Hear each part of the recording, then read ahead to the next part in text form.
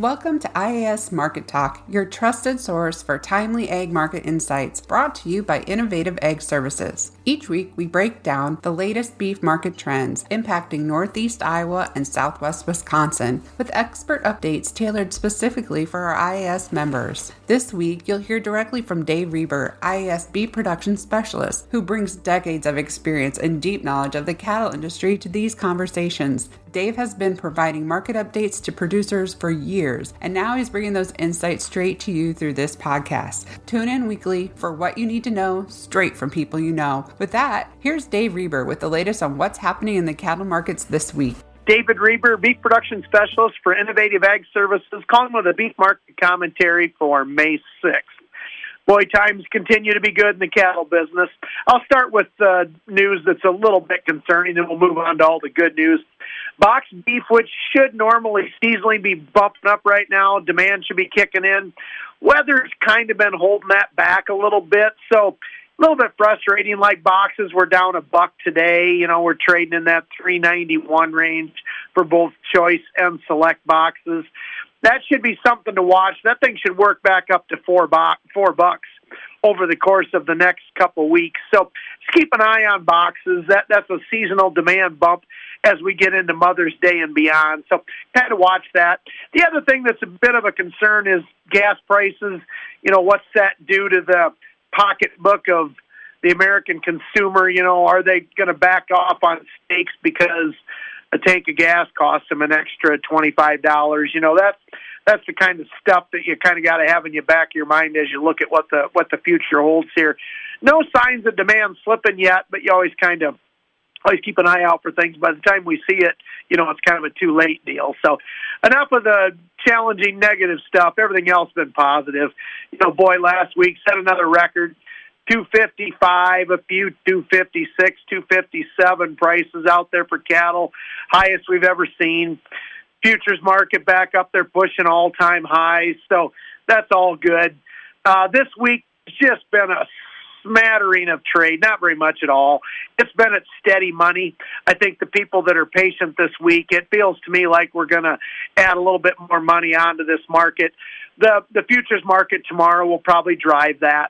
You know, if the futures market's up tomorrow and not taking a $1 or $2 dip, I look for cattle to be in that 257 range, give or take $1.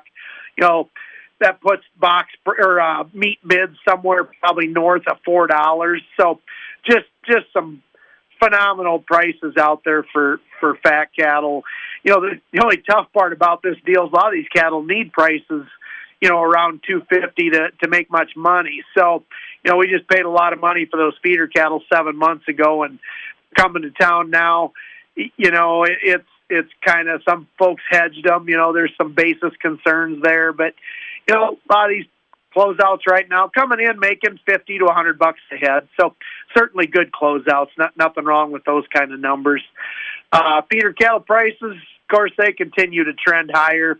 Good 8-weight steer is going to run you know, for sure 360s and probably more like 370s by the time you truck them in. The 7-weight steers, I hear some 7-weights over $4. The lightweight cattle, 5-weight steers, you know, high 5s. 6-weight steers certainly going to be mid to high 4s. The heifers are running about $25 to $30 back of the steers at the same weight. Cost of gains, you know, like corn market, inched higher. That was down pretty good today, down a dime. You know, I'm still figuring that $1 for a cost of gain for steers, $1.04, $1.05, $1.06 for heifers. Most of the break-evens on the cattle getting bought right now are $248 to $251, depending on what you're pricing your corn at.